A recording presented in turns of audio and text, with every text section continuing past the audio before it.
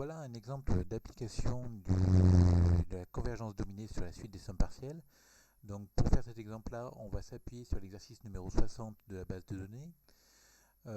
Cet exercice est par ailleurs intéressant à de multiples égards. Donc on s'intéresse à une série de fonctions, la somme des un de x, où un de x c'est à moins 1 puissance n sur x plus n. Donc à x fixé, il s'agit d'une série alternée. Et donc ça nous permet de mettre en œuvre de multiples capacités au fil de l'exercice.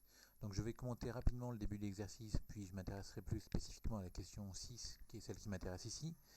Donc dans cette question-là, dans la première question, on vous demande de montrer qu'elle est définie et continue sur R plus étoile, cette fonction. Donc là, j'ai choisi de le faire en deux temps dans le corrigé. Donc d'abord démontrer qu'elle est définie via le critère des séries alternées. Donc ce qui revient à démontrer la convergence de cette série-là. Puis, dans un deuxième temps, montrer la continuité en utilisant le théorème de continuité des séries de fonctions. Donc pour ça, on vérifie que toutes les fonctions sont continues et qu'il y a convergence uniforme. Et vous remarquez que la convergence uniforme ici se fait par la convergence uniforme du reste, qui marche bien parce qu'on a affaire à des séries alternées. Remarquez quand même que pour ma convergence uniforme du reste, je suis obligé d'écarter la fonction u0, la mettre un petit peu à part. Cette fonction u0 en effet est particulière parce qu'elle n'est pas bornée sur R plus étoile. Et donc quand on calcule la norme infinie de Rn, on est obligé de se placer à n plus grand que 1. Bon, à présent, le fait de la mettre à part n'est pas très gênant parce qu'on démontre en fait que la somme des un pour n plus grand que 1 est continue et on rajoute u0 à la fin qui est aussi continue, donc tout le monde est continu. Alors pour la suite, je remarque quand même que si on avait enlevé n égale 0, cette fonction-là, à partir de n égale 1, si on reprend la démonstration, on pourra tout faire sur R+, et donc démontrer qu'en fait cette fonction-là est continue sur R+, en entier. Bon, ensuite on vous demande de démontrer par le calcul un certain nombre d'égalités. Bon, il n'y a rien de très passionnant là-dedans. Puis faire un équivalent en plus infini et en 0+. Je vais revenir un petit peu spécifiquement sur l'équivalent en 0+. Donc je l'ai fait d'une première méthode ici. Je vous précise juste à la fin que si on reprend l'écriture avec u0 de x mis à part et la somme des un de x pour n plus grand que 1 à côté, alors la limite de 1 sur x, donc là il y a une faute de frappe, c'est en 0+, bien sûr, non pas 0 puissance 1, ce qui ne veut pas dire grand chose. Donc cette limite de 1 sur x en 0+, c'est plus infini, et la limite en 0+, de la somme des un de x pour n plus grand que 1, c'est égal à la somme des un de 0. Pourquoi ? Parce que cette fonction-là, la somme des un, on a vu qu'elle était en fait continue sur R+, donc en 0, et donc on a cette égalité-là. La limite de cette fonction-là en x, quand x tend vers 0+, est égale à cette fonction en 0. Donc du coup, on a d'un côté un terme 1 sur x qui tend vers l'infini, de l'autre côté un terme somme des un de x qui tend vers une limite finie, donc qui est bornée. Du coup, cette partie-là, la somme des un de x pour n plus grand que 1, est en fait un petit taux de 1 sur x. Comme il s'agit ici d'un petit taux de 1 sur x, on obtient que f de x, c'est 1 sur x plus un petit taux de 1 sur x, et donc que c'est équivalent à 1 sur x. Bon, pour la dernière question, donc c'est celle qui m'intéresse ici. Donc on veut démontrer que f de x est en fait égal à ce truc-là. Donc je rappelle que f de x s'écrit sous la forme d'une somme. Ici on a une intégrale. Donc comme on a une somme et une intégrale, on peut penser naturellement à des théorèmes d'interversion somme-intégrale. Et ce qui nous amène à conduire le raisonnement qui est donné ici. Donc dans un premier temps, j'essaie de faire apparaître une somme. Donc nous on s'intéresse à cette fonction-là qu'on intègre. Donc on essaye de voir le 1 plus t codénominateur comme la somme d'une série géométrique. Donc c'est ce qu'on a déjà vu plusieurs fois, donc c'est assez classique, essayer de faire apparaître une somme géométrique. Et du coup, pour tout t dans 0, 1, on a le droit d'écrire ça. Et donc en multipliant par t puissance x moins 1, on va obtenir cette écriture qui est donnée ici. A noter que je suis obligé sur la fin d'enlever la valeur t égale 0 pour une raison simple, c'est que t puissance x moins 1 n'existe pas toujours. Je rappelle que dans l'exercice ici, on se place pour x strictement positif, mais par exemple pour x égale 0,5, on aura 0 puissance moins 1,5 qui est une valeur interdite. Donc on est obligé de se placer sur 0,1, ce qui n'est pas un souci. On a vu que dans nos théorèmes d'intégration, on peut enlever une borne ou pas, un peu comme on veut. Bon, alors du coup, qu'est-ce qu'on va faire ? Qu'est-ce qu'on va être amené à faire ? Du coup, on veut démontrer que cette intégrale-là est égale à cette somme-là. Donc pour ça, cette intégrale-là, je la décompose, la fonction qui était à l'intérieur, comme une série de fonctions. Formellement, on a envie d'intervertir la somme et l'intégrale. Et on retombe sur cette intégrale-là, qui est intégrale de la forme intégrale de 0 à 1 de t puissance a. Et ces intégrales-là, on sait les calculer, ça fait du 1 sur a plus 1. Quand on regarde ici plus spécifiquement ce point-là, donc quand on prend a plus grand que moins 1, cette intégrale-là de t puissance a peut s'écrire sous la forme 1 sur t puissance moins a. Donc elle converge d'après Riemann parce que moins a est plus petit que 1. Et quand on la calcule, cette intégrale-là, donc on a une primitive de t puissance a en t puissance a plus 1 sur a plus 1. Et quand on regarde la valeur en 1, ça fait 1 sur a plus 1. Et la valeur en 0, ça va faire 0. Pourquoi ? Parce que a plus 1 est strictement positif. Donc la limite quand t tend vers 0 de t puissance a plus 1, ça fait 0. Donc revenons maintenant à notre calcul. Donc a priori tout va bien. Il reste à justifier ce égal, qui pour l'instant n'est vrai que formellement.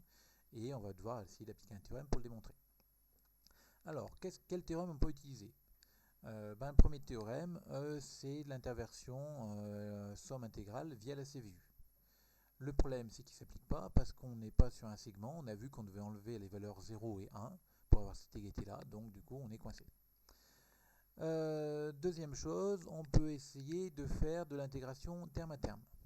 Le problème de l'intégration terme à terme, c'est qu'on va devoir démontrer à un moment donné que la série des valeurs absolues de nos fonctions converge, mais quand on calcule cette intégrale de la valeur absolue de moins 1 puissance n t puissance x plus n moins 1, on tombe sur cette intégrale qui vaut encore une fois 1 sur x plus n, c'est équivalent à 1 sur n.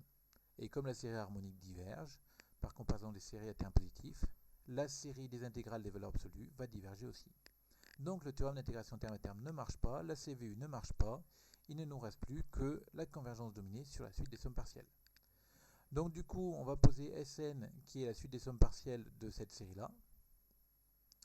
Donc on pose la somme pour n égale 0 à grand N des moins 1 puissance n t puissance x plus n moins 1. Alors, pour tout n dans n, pour tout grand N dans n, Sn est continu. Pourquoi ? Parce que c'est en fait une somme finie. Remarquez bien ici que le n qui ne veut pas se sélectionner pour je ne sais quelle raison est fini.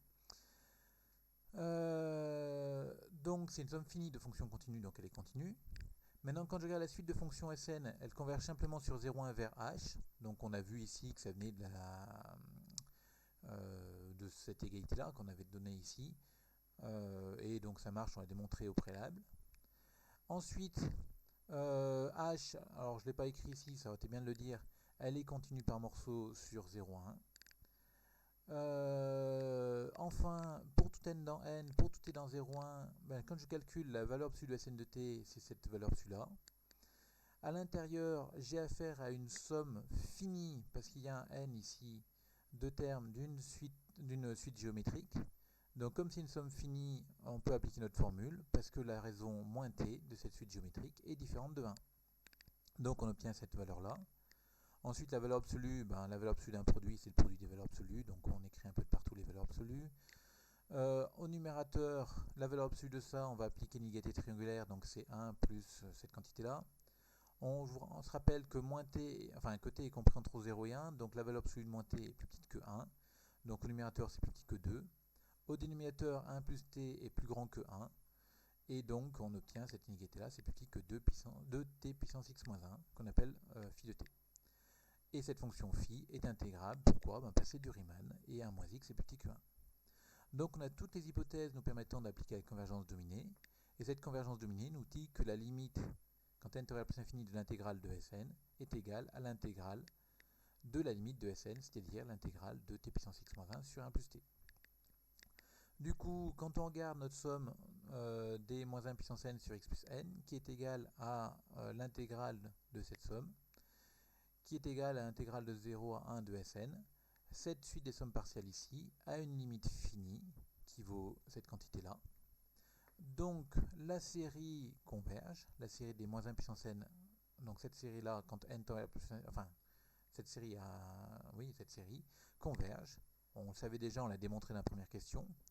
Et on obtient que f de x, qui est la somme de cette série-là, est égale à la limite de la suite des sommes partielles. Et la limite de la suite des sommes partielles n'est autre que l'intégrale de 0 à 1 de t puissance x moins 1 sur 1 plus t dt. Et on a bien comme ça démontré ce qu'on voulait. Donc on est dans un cas où la CVU ne marche pas, le théorème d'intégration terme à terme ne marche pas. Heureusement, on va pouvoir appliquer la convergence dominée sur la suite des sommes partielles. Encore une fois, si on se met dans la position d'un élève à l'oral, il ne faut pas oublier qu'on ne vous demande pas de dire directement la bonne solution, mais que vous avez le droit de vous tromper en proposant des solutions intelligentes. Donc ici, l'élève qui va proposer de faire de l'intégration terme à terme et qui va se rendre compte à la fin que ça ne marche pas, fait a priori un très bon oral parce qu'il a proposé une solution. Elle ne marche pas. À présent, s'il veut faire un excellent oral, il faut être capable après de dire, bon, le théorème d'intégration terme à terme ne marche pas, la CVU ne marche pas, donc on va essayer de faire la convergence dominée sur la suite des sommes partielles. Et là, il aura fait un excellent oral parce qu'il aura proposé différentes solutions. Il sera rendu compte de lui-même qu'une solution ne marchait pas, il aura proposé une alternative, et c'est exactement ce qu'on attend d'un élève à un oral.